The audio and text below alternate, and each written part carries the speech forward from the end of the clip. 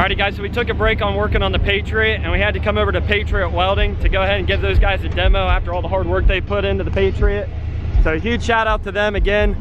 This thing has worked out phenomenally and it's done everything that we needed to do. We do have a metal plate that goes onto the back here, but when we haul it around, we don't typically put it on, and yours truly forgot to put it in the truck, so I apologize for that. But you guys can see that we did get some primer on it and we did get the sticker. So huge shout out to Sean for getting that sticker done, by the way. He surprised me with that when I got here.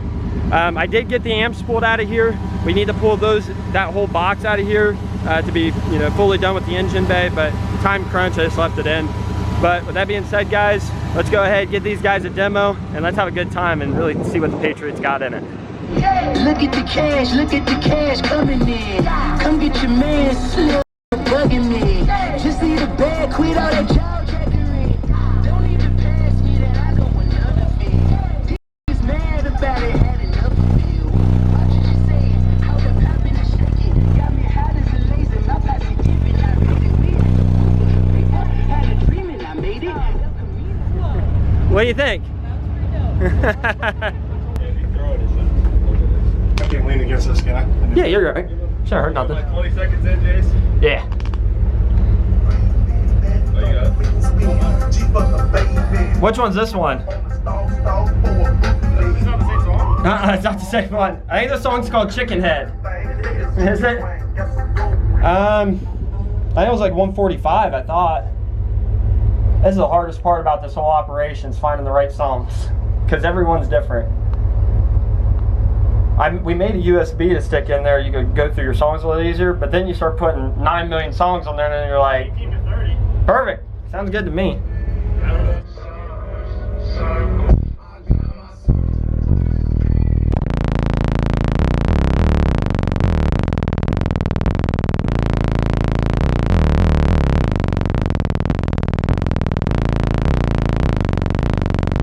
Wait, hold on. Back it up.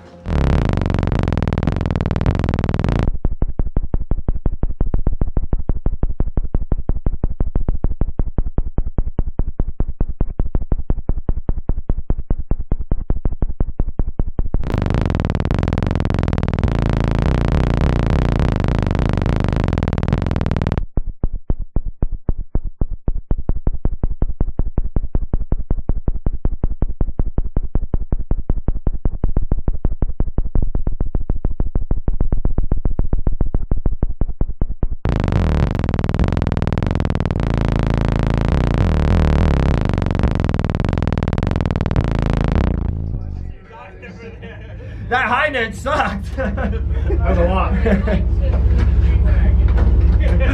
Dude, that high note was horrible over here. Jiminy Christmas, dude. Hey, that's what it was like at sundown when he was playing those low notes and he played the high note. No thanks. Oh.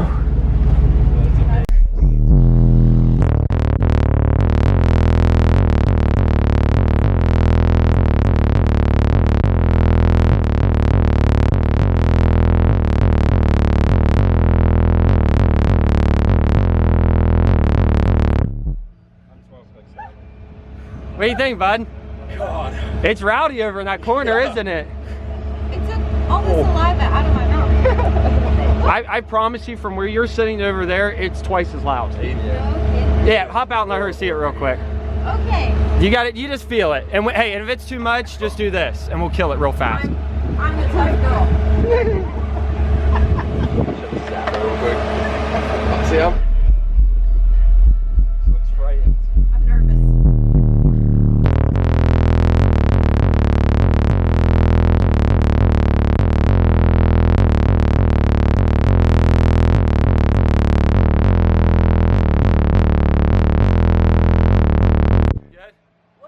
It's very different, isn't So it? different. That's wild. She was sitting there watching me. She's like, why is this dude struggling? And then No, that is vastly different. Alrighty guys, now that we got all those awesome demos out of the way, let's go ahead, meet up with Roger inside the building here and give you guys the full-blown tour of Patriot Company's facilities. Guys, when I told you in the original videos when we were getting the Patriot done that they can do anything, I think you guys are gonna get a real reality check as to what all they're able to do. Let's go ahead and check it out. All right, what's going on, buddy? How's it going? Welcome to our crib. Hey, let's do it, buddy. I think everybody is on lunch right now, so it's going to be a little bit more quiet so we can actually run you through the entire facility. These are our offices. This is not where the fun goes down. Perfect. You know, you don't really realize how big the building is until you actually walk in. Yeah, I mean, we have 105,000 square feet, and we do everything from mild steel to aluminum, stainless, from 28 gauge all the way up to inches thick. Everything that we do in here is kind of custom. We don't do a whole lot of repetitive work that goes over and over again. And we do everything from weird guitar fire pits to manifolds that are designed for the oil and gas industry. What do you say the biggest market for you guys is? We still cater to the oil and gas industry the most, but we are moving away from that. Right now it's individual components that we make on our lasers. We do it for machining. A lot of fabricating is what I noticed when I was here. Yeah. If you look over here, this is kind of our stock area, and this brings you into our machining area. Okay. So right now we have 2 lathes and 2 horizontal mills, and you can see kind of some of the stuff that we have done in the past, from cannons to printed objects. This lathe actually is a 4-axis lathe. Wow. So it does your normal turning like what you would do on a circle part, but it can also mill from the outside as well. Wow. Over here we actually have our Haas BF4SS. It's actually currently running right now. This is our biggest horizontal mill, but it also has a 4th axis as well. As you can see right now, it's running some parts, which are actually these right here, but it is running 4 of them at a time. Whoa. So when it finishes this operation right here, it'll spin it around and go to the next one, and then continue all 4 times. Really? And then it'll change the tool. Now it's doing another pass. It'll change the tool and then do it all over again. No kidding. Wow. We have our big lathe. This one we can do from 39 inches in diameter, 40 feet long. 2 feet long. So Holy we do crap. drill steels. This is our big. We're going to move a lot of material with this lathe. Really? Yeah. And this is just a small little horizontal mill. Oh, this is tiny. This is nothing. Okay. I'm okay, good. This is just something that, something light. I need a PhD to operate this thing, okay? That's the little one. It's not even that hard. Okay. And obviously, we used to have a couple plasma tables, but we've kind of gotten away from those and just kind of shoved them in the corner. And obviously, we have stock for days, whether it's manifold fitting, pipe, everything you could think of, we kind of have. We make our own flanges. This is our older laser. This is a 4 kilowatt Nukon.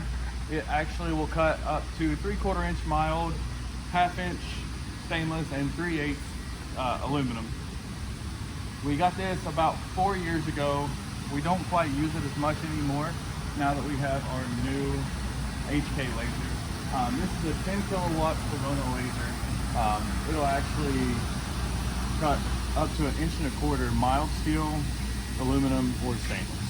Okay. That is 1 inch, but Well, and now the thing to remember is that it's cutting that really fast. Yeah. It doesn't take very long, and that's what's really cool.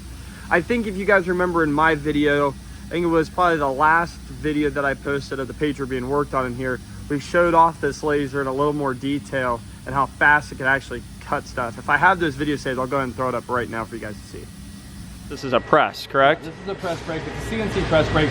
So what it's designed to do is actually, it's accurate within 1/10 of a degree. So what we can do is we can actually do bends on this machine, and they're completely repeatable. Because what we can program over here, and then it replicates those bends every time. So what will happen? These will come down and adjust themselves, so we can just put our pieces up against the back. Wow, so you set it right in and then this thing's pressing down. Wow. That way, our biggest thing is we've invested in technology, so all of our jobs come out repeatable. Mhm. We can duplicate it over and over. It's not one-offs. These can be replicated over and over again. That's really neat. And over here is kind of cool too. This is actually a CNC shear. So normal companies, they'll have like a shear for 1/4 inch, a shear for 1/8 inch. This shear actually adjusts its blade gap where you can actually cut material from 28 gauge all the way up to 3/8 inch. Yeah. Now, question for you. Do they make one of these that can cut up to 1 inch? They do, but it's like 4 times this. Really? Yeah. Holy crap. Yeah. The laser always piqued my interest because when I saw it cut the 1 inch, I was like, holy crap, that just seems unrealistic to me. So what's crazy is it does it with light too. yeah, I mean, it's like, even crazier. Yeah. So this is kind of our old vintage machining area. We still use it, but obviously not as much. Sometimes it's just a lot quicker to throw something on a manual lathe than it is for us to actually program it. Hey, can't go wrong with old fashioned, baby. Can't go wrong with it. Let's talk about this for a minute because this is something that I think people don't realize you guys can do here. So we actually have 2 ovens. We have a small oven for little trinkety things, and then we have our slightly bigger oven. That one is 8 foot by 8 foot by 16 foot. You can fit a frame in there. Yeah, you can fit a truck frame. We actually couldn't find an oven to meet our specifications, so we just built our own. Our racks are all custom to where they all will just pull out and then slide right in there. That's crazy. Yeah. And listen, that's something that people really should take advantage of. There's not a lot of people in our area, really in the surrounding area, that can put a whole frame inside of an oven to get it powdered. I mean, that's a big deal. We also have a full paint booth over here. So, I mean, we don't do a whole lot of body work, but what we do is a lot of corrections and a lot of painting our own stuff. Yeah. We have a couple of robotic welders over here. They don't get used too much, but we're looking to integrate them more further. Over here we have a beam processor. So what this will do is it'll take from 4 inch all the way up to 36 inch I-beams, channels, angle, and it'll cut it on a 5-axis. So it'll completely cut, notch, put holes in I-beams. So all of these I-beams around here can be cut on this machine. Really? Yeah. Wow. So that one is incredible. It's really big too. Camera is not doing it justice, but it starts back there and runs clear down to the other end of that building. It has a 60-foot in and out feed table. Really? Yeah. Gee, Christmas. And then this is our tubing processor. So what that does for the big side, this does for the little side. Okay. It does square tubing, round tubing, angle, flat bar. So, like I said, we've invested in the technology to where we can make things and make them fast and accurate. And then we have another smaller tube processor over here. That one's just for larger round pipes. Yeah. You know, everybody wants things faster. I mean, and that's such a big deal, you know. Like for me, for an example, I needed that door done in what, a week and a half? Yeah. Okay, and we made that happen like it was nothing. So it's really a big deal for companies today to strive towards that, and you guys have freaking nailed that. Obviously, you guys have been over to the mechanic area. Oh yeah. We won't really go over that. Kind of the last piece of technology that I'm going to show you is our laser layout table. So beforehand, what we used to do is we used to get blueprints, bring them out here. We used to draw whatever our handrail was, our stair stringer, whatever it was, we used to draw it on the table. Now, we come over here, we load our blueprints into that computer, and then it shines from that light down here on the table. Which is right here. Now, I'm gonna walk you guys through this just a little bit because it might be hard to pick up on camera, but there is a laser going around this entire table that has been programmed on that computer over there. So railings, things like that, you guys can draw on there, and it's gonna give you a blueprint on this table. And then you're explaining to me these magnets. Walk me through the magnets one more time. These magnets are literally just to hold your pieces in place. And like right now, you can move them, it's no big deal, but if you twist them, they lock in, you're good to go. Yeah. So you put the magnets up on the lines where you need them to be, whether if you need it at a 45, you need it this way at a 45, you can just pop it down, put your piece up against here, and you're good to go. Yep. And typically this is what we call our tack table. So our pieces come up here, they get tacked together, and then we send it off to another welder to actually do it. Okay. So it's almost like an assembly line. Yeah, yeah. This is your first stage almost, your prep area. That's pretty cool. That guy's a little funny story revolving this table. When I first came here, there was people crawling on this table, the whole 9 yards, and you probably, if you go back and watch the original videos, you can probably see them in the background, and I'm going, what in the H are they doing on that table? It made no sense to me.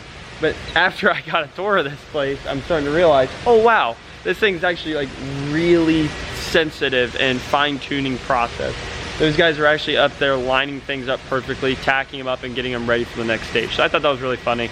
So I'm like, what are they doing clearing on that table the whole time? But now you know.